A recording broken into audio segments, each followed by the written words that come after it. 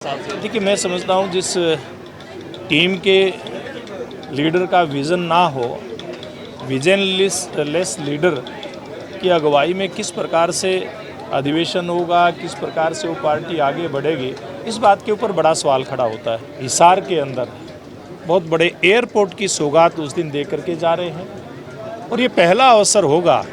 कि चुनावी कार्यक्रमों का अगर छोड़ दें, देश के प्रधानमंत्री का एक प्रदेश के अंदर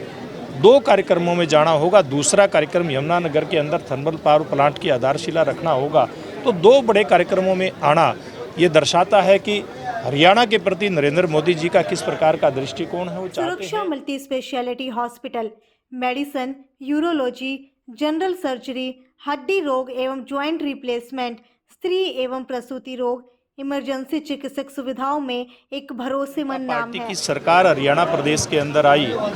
आप लोगों ने देखा कि पूर्व मुख्यमंत्री मनोहर लाल जी के नेतृत्व में एक ये सिलसिला शुरू हुआ था कि जितने भी हमारे आदर्श महापुरुष हैं, संत भगत हैं, उनकी जयंतियां सरकारी स्तर पे मने, ये कार्यक्रम तय हुआ था और लगभग सभी सामाजिक वर्गों ने अलग अलग समय पर अलग अलग महान पुरुषों की, महान आत्माओं की जयंतियां सरकार की अगुवाई में मनाने का काम किया है। और 2023 में पहली बार भगत शिरोमणि धन्ना जी की जयंती कैथल जिले के धनौरी गांव के अंदर मनाई गई थी। उसमें उस समय के मुख्यमंत्री माननीय मनोहर लाल जी और देश के उपराष्ट्रपति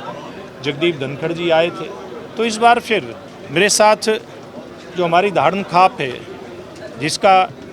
मुख्यालय पालवा गांव उचाना जींद के अंदर पड़ता है, उस खाप के अध्यक्ष हैं आदरणीय सूरज भान जी। सर्वजातीय खाप है ये, वो मेरे साथ हैं। तो इनके आग्रह पर इस बार की जयंती जींद जिले के उचाना में कहो या पालवा गांव बिल्कुल उचाना के साथ ही लगता हुआ है, वहाँ पर ये जयंती मनाई जाएगी और इसकी अगुवाई और इसमें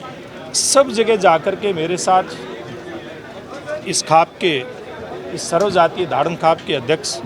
सूरज भान जी निमंत्रण देने का काम कर रहे हैं। मैं खुद भी जा रहा हूँ, मेरे जिम्मे इसके संयोजन का काम सरकार ने सौंपा है। तो मिल करके एक बड़ा कार्यक्रम उस दिन उचाना के अंदर हो, इसके प्रयास में लगे हैं। उसी सिलसिले में आज यहाँ पर बैठक ली है और उसमें मुख्यमंत्री मुख्य अतिथि के रूप में नायब सिंह जी रहने वाले हैं। और मैं समझता हूँ कि इस बार का कार्यक्रम बहुत भव्य कार्यक्रम होगा, पिछली बार की तरह दिव्य कार्यक्रम होगा। मुख्यमंत्री जी पिछली बार सिरसा आए थे और आपके शिक्षा मंत्री खेल घाटा साहब, तो उन्होंने अनाउंस किया था कि भगत धन्ना जी के पाठ्यक्रम, उनकी जीवनी को पाठ्यक्रम में शामिल किया जाएगा, लेकिन अभी तक फिलहाल नहीं हो पाया वो। जी कि उसका सिलसिला महाराजा सूरजमल की बात थी, महाराजा सूरजमल जी के उसमें वो सरकार ने उसके लिए कदम आगे बढ़ा दिए हैं। बात की जाए तो कांग्रेस का अधिवेशन चल रहा है, तो किस प्रकार आपको लगता है कि कितनी मजबूत हो पाएगी अधिवेशन के हिसाब से? देखिए, मैं समझता हूँ जिस टीम के लीडर का विज़न ना हो, विजनलेस लीडर की अगुवाई में किस प्रकार से अधिवेशन होगा, किस प्रकार से वो पार्टी आगे बढ़ेगी, इस बात के ऊपर बड़ा सवाल खड़ा होता है। ये सरकार लगातार किस प्रकार से देश का आधारभूत ढांचा मजबूत हो, कैसे गरीब कल्याण की योजनाएं बना करके और गरीबों को उनका लाभ सुनिश्चित हो, इस बात के काम में लगी हुई है। जब भी सरकार को इस प्रकार के कदम उठाने की ज़रूरत होती है, निश्चित रूप से सरकार इस प्रकार के कदम उठाती है। सर, हरियाणा में देश के प्रधानमंत्री आ रहे हैं, क्या बड़ी सौगात हरियाणा को मिल सकती है? देखिए, 14 तारीख को अंबेडकर साहिब जी की जयंती के अवसर पर देश के यशस्वी प्रधानमंत्री आदरणीय नरेंद्र मोदी जी हमारे हिसार के अंदर बहुत बड़े एयरपोर्ट की सौगात उस दिन दे करके जा रहे हैं और ये पहला अवसर होगा कि चुनावी कार्यक्रमों का अगर छोड़ दें, देश के प्रधानमंत्री का एक प्रदेश के अंदर 2 कार्यक्रमों में जाना होगा, दूसरा कार्यक्रम यमुनानगर के अंदर थर्मल पावर प्लांट की आधारशिला रखना होगा, तो 2 बड़े कार्यक्रमों में आना ये दर्शाता है कि हरियाणा के प्रति नरेंद्र मोदी जी का किस प्रकार का दृष्टिकोण है। वो चाहते हैं कि हरियाणा प्रदेश से उनका, क्योंकि पुराना लगाव भी है, वो प्रभारी भी हरियाणा संगठन मंत्री के नाते हरियाणा प्रदेश के प्रभारी भी वो रहे हैं, तो उनका एक रहता है, हमेशा प्रयास रहता है कि कैसे हरियाणा अग्रणी प्रदेशों में रह कैसे हरियाणा तरक्की करे। सर लगातार सुभाष लगातार जो हिसार के जो सांसद हैं जयप्रकाश हिसार के एयरपोर्ट पर के अस्तित्व पर सवाल उठा रहे हैं। देखिए, वो कहते हैं ना, खिसियानी बिल्ली खंबा नोचे, वो बात हो रही है। जब इतने काम हो रहे हैं तो कांग्रेस पार्टी और इसके नेताओं को सहन नहीं होते, क्योंकि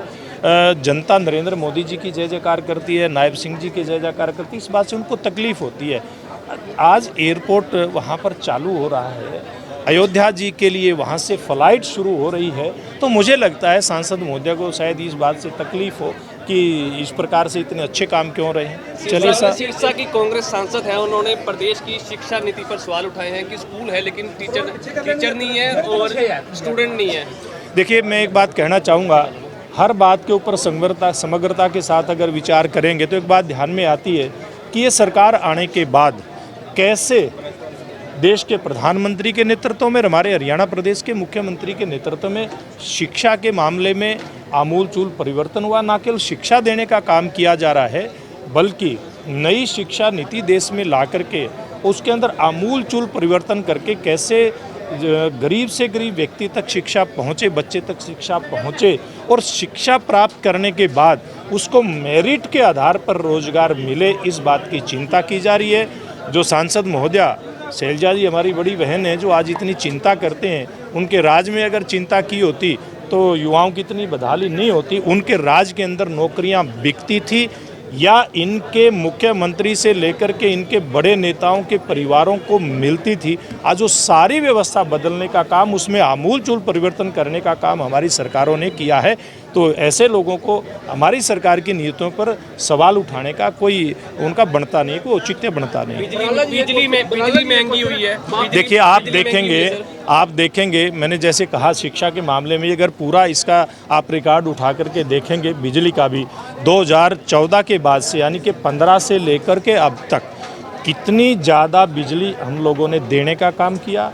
और बिजली में रेट कितने बड़े बिजली के आप उठा कर देखो, हिसाब किताब लगा करके देखेंगे तो आप पाएंगे कि पहले के मुकाबले आम उपभोक्ता की जेब से कम पैसा निकलता है। अगर हम कृषि क्षेत्र की बात करें, ग्रामीण क्षेत्र की बात करें, तो आज बहुत सारे गांव में, हरियाणा के 6000 के आसपास गांव में आज 24 घंटे बिजली देने का काम हमारे नायब सिंह जी के नेतृत्व की सरकार कर रही है। हमारी सरकार ने पिछले कार्यकाल में 2014 से लेकर के 19 तक का कार्यकाल था, नरेंद्र मोदी जी के नेतृत्व में किसान को 35% सब्सिडी सोलर सिस्टम के ऊपर देने का एक अभियान शुरू किया था। माननीय मनोहर लाल जी ने मुख्यमंत्री रहते हुए 40% सब्सिडी उसमें जोड़ी थी, 75% सब्सिडी दे करके किसान को सोलर का ट्यूबवेल देने का काम किया था। हज़ारों की संख्या में हमारे किसान भाइयों को, आपके सिरसा में भी उसका लाभ मिला, लाखों किसानों को हरियाणा प्रदेश में लाभ मिला। आज ऐसे किसान हमारे भाई हैं जो सोलर सिस्टम से अपना ट्यूबवेल चलाते हैं और बिजली का बिल उनका जीरो है।